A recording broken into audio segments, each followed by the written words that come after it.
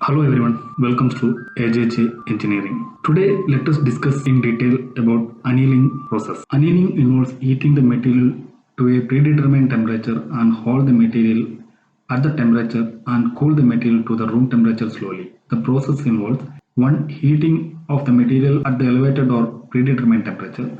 2. Holding the material soaking at the temperature for a longer time. 3. Very slowly cooling the material to the room temperature. The various purpose of annealing is to 1. Relieve internal stresses developed during solidification, machining, forging, rolling or welding. Improve or restore ductility and toughness. 3. Enhance machinability. 4. Eliminate chemical and non-uniformity. 5. Refine grain size. 6. Reduce the gaseous content in the steel. Annealing stages. Stress relief. A relatively low temperature process of reducing internal mechanical stresses caused by cold work, castings or welding. During this process, atoms move to more stable position in the crystal lattice. Vacancies and interstitial defects are eliminated and some dislocations are annihilated. Recovery heat treatment is used mainly preventing stress corrosion cracking and decreasing distortions caused by internal stresses. Recrystallization. Alteration of the grain structure of the metal. If the alloy reaches a particular temperature, recrystallization or annealing temperature, new grains start to grow from the nuclei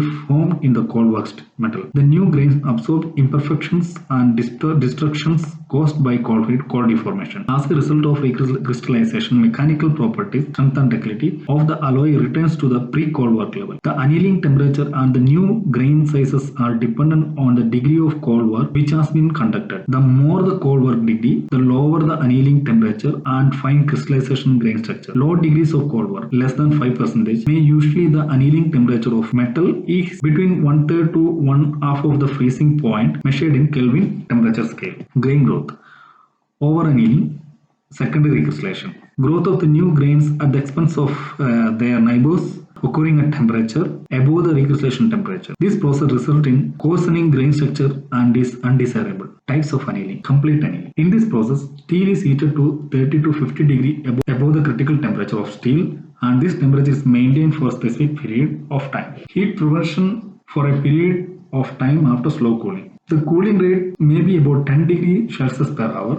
After that, metal is allowed to cool down slowly inside the furnace without any forced cooling. Complete annealing is used in work steels, forging and casting made from medium and high carbon steels. Low carbon steels has low hardness and is not applicable to machining. Purpose of complete annealing. Complete annealing is done to get all the changes in the properties of metal, like 1 is producing equilibrium microstructure, 2 increase in ductility, 3 reduction in hardness, strength and brittleness, 4th one removal of internal stress. For process annealing, this process is mainly suited for a low carbon steel. In this process, material is heated up to a temperature just below the lower critical temperature of steel or above its recrystallization temperature, and then is allowed to cool slowly for some time. Cold work steels normally have increased hardness and decreased ductility, making it difficult to work. Process annealing improves these characteristics by making it more ductile and decreasing its hardness. This is mainly carried out on cold rolled steel like wire drawn steel, etc. Purpose of process annealing. Process annealing is done for recrystallization of metal. 2. During process annealing, new strain-free grain nucleate at high stress region in the cold work microstructure, and hence hardness and strength decreases whereas ductility increases. 3. The main aim of the process annealing is to restore ductility of cold work metal. Stress relief annealing. In stress relief annealing, the metal is heated to a lower temperature about 650 degrees and is kept at this temperature for some time in the furnace to remove the internal stresses of metal, followed by slow cooling. Large castings or welded structures tend to process internal stresses mainly caused during their manufacturing and uneven cooling. No phase transformation takes place during stress relief annealing. Purpose of stress relief annealing. The main aim of stress relief annealing is to remove the internal stress produced in the metal due to 1. Plastic deformation, 2. Non-uniform cooling, 3. Phase transformation. Spheroidizing annealing. Spheroidizing annealing process is for high carbon and alloy steel in order to improve their machinability. In spheroidizing annealing, the steel is heated to a temperature below A1 temperature line, kept at the temperature for some time, followed by slow cooling. The holding time varies from 15 to 25 hours. It is mainly used to ectotoid steel and hyperelectric steel, such as carbon tool steel, alloy tool steel, bearing steel, etc. This process improves the internal structure of the steel. This can be done by two methods. One, the material is heated just below the lower critical temperature, about 700 degree, and the temperature is maintained for hours and then allowed to cool down. Two, heating and cooling the material alternatively between the temperature just above and below the lower critical temperature. Purpose of periodizing annealing. A. The main aim of periodized annealing is to improve the machinability of steel. B. The process reduce hardness, uniform structure and prepare the material for quenching. C. In this process, cementite is converted into spherical form. This process improves the internal structure of the steel. This can be done by two methods. One, the material is heated just below the lower critical temperature, about 700 degree, and the temperature is maintained for hours and then allowed to cool down. Two, heating and cooling of the material alternatively between the temperature just above and below the lower critical temperature. Isothermal annealing.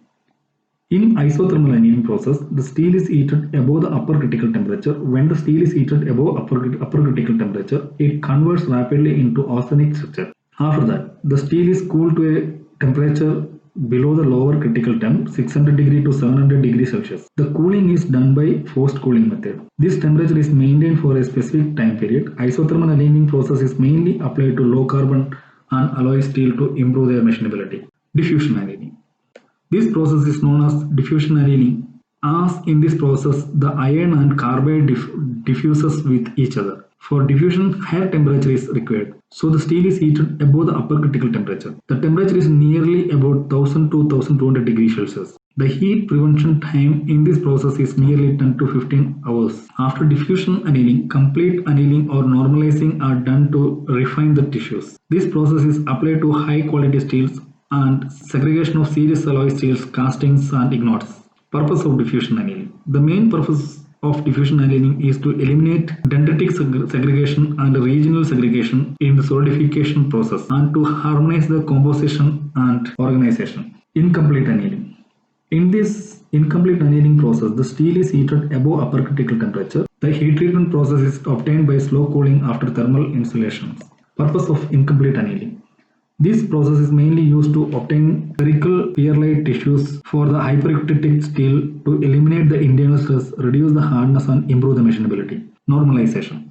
Normalization is a type of annealing process which is carried to enhance the hardness of steel. In this process, the steel is heated above its upper critical temperature. Due to the heating process involved in the normalization, there is a formation of aesthetic structure. Purpose of normalization. Normalization is mainly used to increase the toughness and ductility of material. Apart from that, it is also increase machinability of steel and make it is more stable.